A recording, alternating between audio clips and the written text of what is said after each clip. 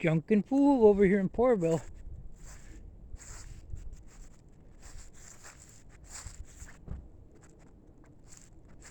Well, we got the truck moved over here.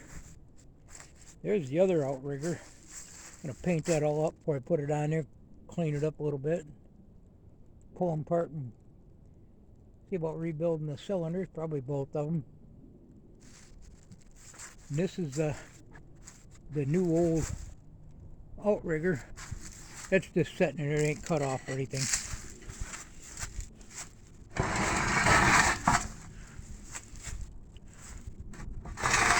I'm going to pull it all out and clean both sides really good, and I'm planning on cleaning all this up,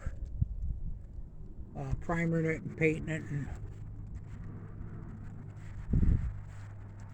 But I think next I'm going to get in here and see if I can figure out where it's leaking. I think it's one of these, hopefully it's one of these two hoses that run up to a couple of these cylinders. I got to figure out which one, or maybe it's both of them for all I know, because that was just pouring the fluid out of here.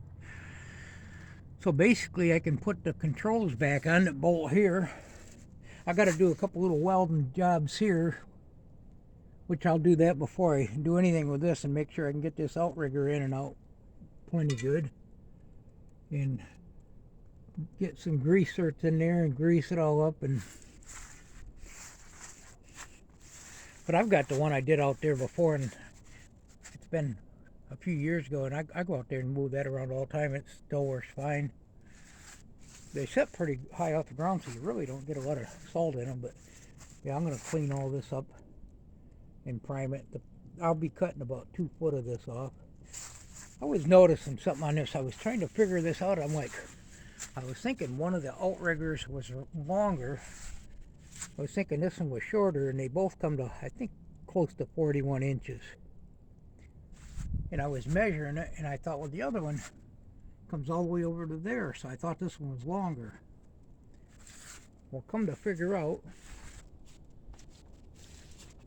got a lake out here.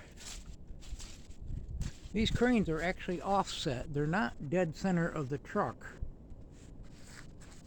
So the center is actually closer to the driver's side.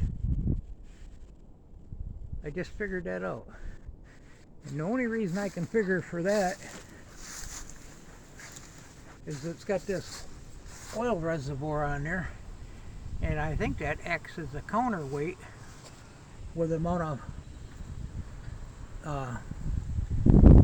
actually they're running transmission fluid in this, and I think that's probably factory. So I think the weight of that transmission fluid would be why that would be off center. That's the only reason I could think, and that's definitely factory made that way.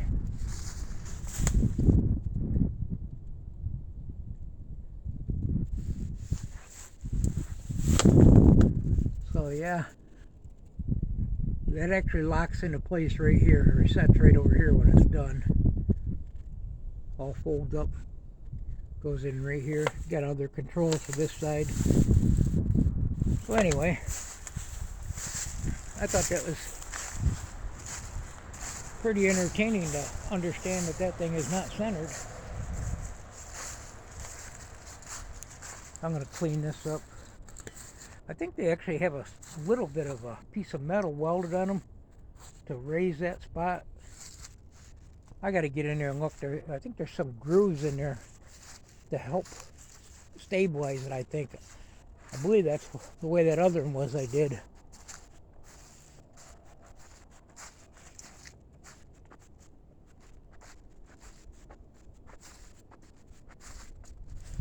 So I've got a few projects going as usual.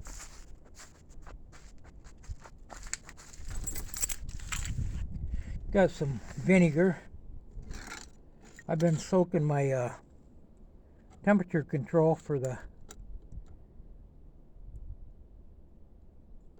motor home out here, the choke, runs off the vacuum heat, so that's cleaned it up pretty good. The man with the plan gave me that idea on this block over here. I believe I did it before in a gas tank to try to see, I don't know if this stuff freezes or not. I put a little bit of this in here. I got to get this all covered up. I got a little bit in. You can see it in there, but I imagine this stuff will freeze in the winter. So I got this off. I'll set that right there for now. I'm going to get this, probably take everything out of there and dry it up and get it all covered, oiled up or something for the winter. Or at least I got it close to get it in the building. So this goes to the motor home.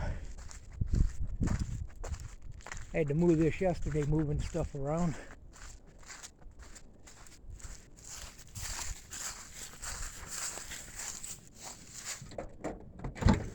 One of my projects today is get this back out here and get it on here. It's real easy to do.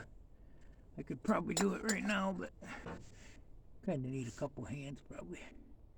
And it was pretty rusty. I cleaned it up. I used Q-tips and toothpicks, and I heated it a few times with a lighter, and it opened and shut. And I soaked it all night. And so yeah, never a dull moment in Portville.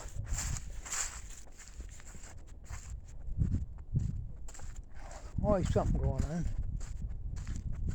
We was coming back from town and come across some scrap. A couple nice thick barbecue grills there.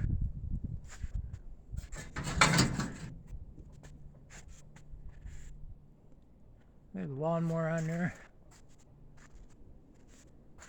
The chimney, it ain't worth much.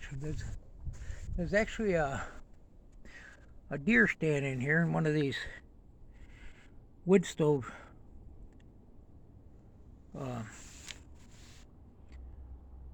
double wall or triple wall, whatever it is. Old camping stove in here. And a lawnmower. I asked the guys, I said, this stuff go? They were cleaning up a house they're going to be getting rid of. Got some brass in here. Looks like a ballast there, some lawnmower blades.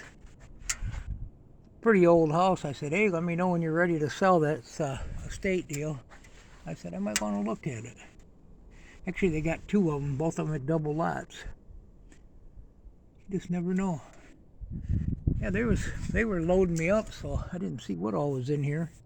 I had picked up a couple things. That iron board I picked up. A lot of it I'll just put over here in the baler.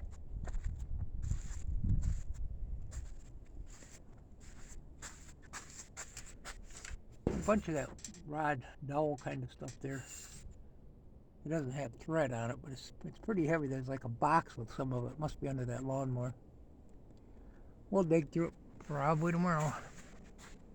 I went by, I seen a dumpster, and I went around the block, and they'd had a shelf there. He said, I think I'll keep that shelf. And they had some wrought iron furniture there, which I would have liked to have that. I would have got it on this load. There was a whole set.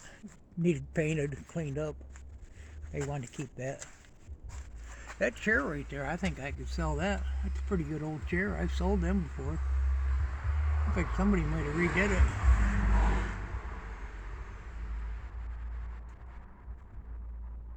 I was actually going to do a video loading this, but I don't know, they come over and started helping, and there was a riding lawnmower there. And he messaged my nephew, told him if he wanted to ride a lawnmower. Looked like something to get running pretty easy. Wasn't room for it on my load. Well, hey, thanks for stopping by. Go find some junk. Or not. Goodbye now.